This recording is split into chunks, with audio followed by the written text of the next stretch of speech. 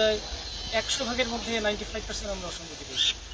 সুতরাং আপনি বুঝতেই পারছেন যে আর্থিক অনিয়ম, দুর্নীতি বা ভুয়া নিয়োগ বাণিজ্য এটা হয়েছে, এটা প্রাথমিকভাবে ধরে নেওয়া যায়। তারপরেও আমরা তিনজন একসাথে বসবো, আমরা একটা পূর্ণাঙ্গ রিপোর্ট যখন কর্তৃপক্ষের কাছে প্রদান করবো তখন একটা পরিষ্কার হয়ে যাবে। ধন্যবাদ। আজকে আমরা নিগার সিদ্দিকী ডিগ্রি কলেজে একটা তদন্ত ছিল, উচ্চ পর্যায়ে একটা তদন্ত টিম 3 সদস্য বিশিষ্ট। আজকে আমরা এসেছিলাম। আমরা অধ্যক্ষ মহোদয়কে নোটিশ করেছিলাম যে অধ্যক্ষ সহ গভর্নিং বডি সকল সদস্য উপস্থিত থাকবেন এবং সবচেয়ে বড় যে সমস্যাটা এখানে ছিল সেটি হচ্ছে একজন শিক্ষকের নিয়োগ বাণিজ্য নিয়ে বা ভুয়া নিয়োগ নিয়ে যে অভিযোগটা ছিল, আমরা তাকেও নোটিশ করেছিলাম, কিন্তু দুঃখের বিষয় উনি আজকে উপস্থিত থাকেননি, মিস আর লিজা খাতুন।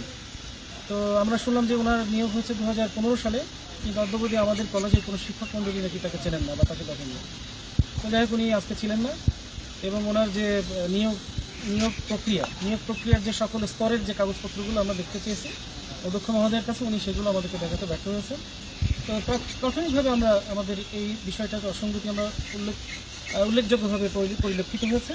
এরপরে যে অভিযোগটা ছিল সেটি হচ্ছে আর্থিক প্রস্রোপ এই সংক্রান্ত বিষয় বা অনিয়মের বিষয়। আর সে বিষয়ে আমরা প্রিন্সিপাল মহোদয়ের সাথে কথা বলেছি। আমরা দেখলাম যে কোনো কমিটি নেই, কোনো ক্রয় কমিটি নেই, কোনো রেজিস্টার খাতা মেনটেন করা হয় না, কোনো বিল ভাউচার ঠিক নেই এবং কোনো কোটেশন কমিটি নেই। অর্থাৎ এই টাকাগুলো উত্তোলন করা হয়, কীভাবে করা হয়, কোথায় খরচ করা হয়, এই সমস্ত কোনো ডকুমেন্টস উনি আমাদেরকে দেখাতে পারেনি।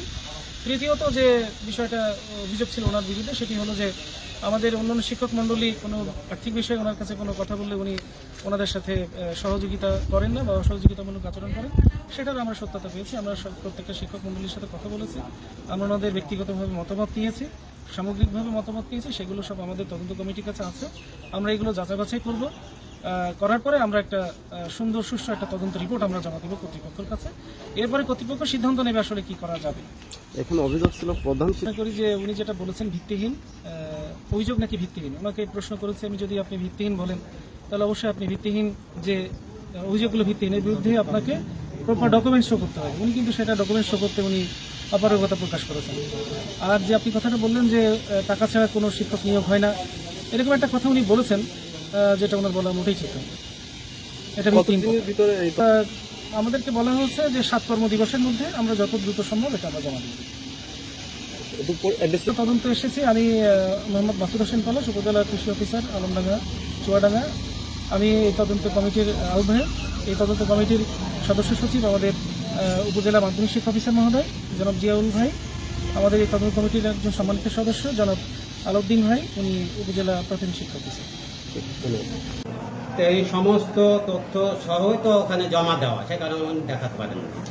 আবার ইনার কিছু তথ্য দেখাতে পারতেন, ইনি আবার বললেন যে নিরাপত্তাহীনতায় আমি আমার সেইগুলো আমি বাসায় রেখে আসছি, সেই কারণে দেখাতে পারেন। জি, অবগত আছেন? জি জি, তার সমস্ত মানে অর্থনৈতিক সমস্ত কাজে অবগত। আপনি যে বিল ভাউচারগুলো সই করেছেন, এর জন্য আপনার কাছে কোনো রেজুলেশন আছে? আমি নিগার সিদ্দিক ডিগ্রি কলেজের গভর্নিং বডির সভাপতি ইউসুফ হাসান। স্যারের বিরুদ্ধে যে আনিত অভিযোগ, তো সেই অভিযোগের আলোকে আজকে তদন্ত টিম আসছিলেন। তো এনার যে কলেজের অর্থ তছরুপের অভিযোগ, উনি যুক্তি সহকারে এনার সমস্ত বিল ভাউচার ডিসি অফিসে জমা দিয়েছেন। তো এনার একটা ধারণা ছিল যে ওই যেহেতু তদন্ত আসছে বিল ভাউচার তাদের কাছে পাঠিয়ে দেবেন, তো সেটা আসেননি, ইনি সেগুলো দেখাতে পারলেন না। ইনিও ডিসি অফিস থেকে সেই কাগজপত্র ওঠাননি, উনি দেখাতে পারলেন না। তো ইনি সেই অভিযুক্তই থেকে গেলেন যে আমার জানা মতে, যেহেতু আমি সভাপতি, কোনো অবৈধ বিল ভাউচার আমি সই করি না। অভিযোগকারীরা যে প্রতিবেদন তৈরি করেছেন, ইনার বিল ভাউচার পাশাপাশি কম্পেয়ার করলে মনে হয় পার্থক্য হওয়ার কথা না। হতে পারে 10 হাজার টাকা এরকম একটা হতে পারে। আমরা প্রতিষ্ঠান চালাই, দেখা যাচ্ছে যে খরচ করতে গেলে খরচ হয়েছে 12,200, 13,000 একটা রাউন্ড ফিগার লিখে দিলাম, আবার সেই টাকাটা আবার ভিতরেও খরচ হয়ে যায়। আমার মনে হয় অসামঞ্জস্য পরিলক্ষিত হবে না।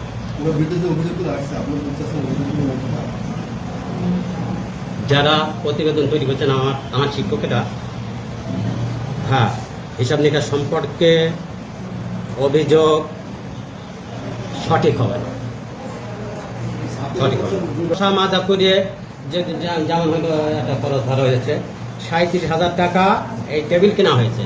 শিক্ষকরাই যে কিনেছেন, কিন্তু তারা বলেছে যে অবৈধ। অবৈধ কেন?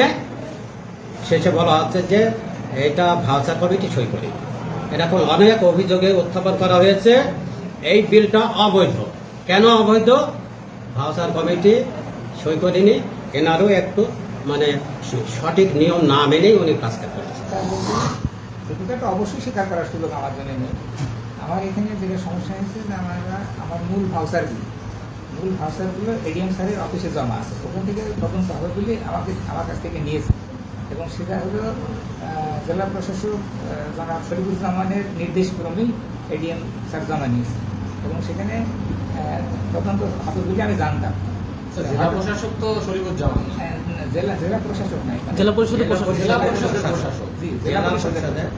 হ্যাঁ, ওখানে আমাদের টিচাররা গিয়েছিলেন যে আমরা এই ব্যাপারে একটা সুষ্ঠু তদন্ত চাই। তো তখন উনি বললো ঠিক আছে, এই কাগজ আপনারা সমস্ত অভিযোগ এডিএম সাহেবের কাছে দিয়ে দেন। তারপরে ওনারা দিয়েছে কিনা জানি না, তবে আমাকে বলা হলো যে আপনার ওদের অভিযোগের বিরুদ্ধে যত রকমের যুক্তি আছে, আপনার সমস্ত কাগজপত্র, আপনার ভাউচার এবং নিয়োগের সমস্ত কাগজপত্র সংক্রান্ত কাগজ এডিএম সাহেবের ওখানে জমা দিয়ে দেন। আমি সেই মোতাবেক জমা দিয়ে দিয়েছি। এখন আজকে আমার ধারণা ছিল যে সমস্ত কাগজপত্র এডিএম স্যারের অফিস থেকে এই যে ডিওনো স্যারের অফিসে চলে আসবে, যেহেতু একই ডিপার্টমেন্ট। তো কিন্তু এখন দেখছি যে আমি এসে দেখছি যে কোনো কাগজপত্র ডিওনো স্যারের কাছে এডিএম অফিসে আসেনি। এই জন্য এটা আমার বলা হচ্ছে যে আপনি সহযোগিতা করছেন। আসলে কিন্তু এটা সহযোগিতা করার অসহযোগিতার কোনো মানসিকতা আমার নেই। এখানে আমি সহযোগিতা করতে চেয়েছিলাম, কিন্তু সিস্টেমিক কারণে আজকে ওখানে কাজ জমা থাকার কারণে আমি দেখাতে পারলাম না। আর দ্বিতীয় কথা হচ্ছে যে এখানে আমরা যে সমস্ত শিক্ষকদের এই যে আপনার বোনাস দিই, বেসরকারি বেতন দিই, সেই খাতাটা অডিটের পর থেকে আমি আর খুঁজে পাচ্ছি না। এখন বিএম শাখাটা শুধু আছে। খাতা কি হারিয়ে গিয়েছে? এখন আমি এটা বলতে পারছি না হারিয়ে গেল না কি হলো। আমি সে খাতাটা আমি আর খুঁজে পাচ্ছি না। অনেক কয়েক লক্ষ টাকার আমার এখান থেকে হয়ে যাবে, ওই খাতাগুলো আমি দেখাতে না। আপনি এডিএম স্যারের কাছে যে কাগজপত্র জমা দিলেন, ভাউচারগুলো মূল, আর বাকিগুলো ফটোকপি এবং মূল সব রকম মিলিয়েই আছে। এটা কি আপনি ঠিক করলেন যে মূল কাগজগুলো জমা দিলেন? এখন ফেরত পেয়ে যাবেন। হ্যাঁ, আমাকে ফেরত দেওয়া হবে বলে তদন্তের পরে ফেরত পেয়ে যাবেন। আপনি প্রশ্ন থাকলে সভাপতি সেখানে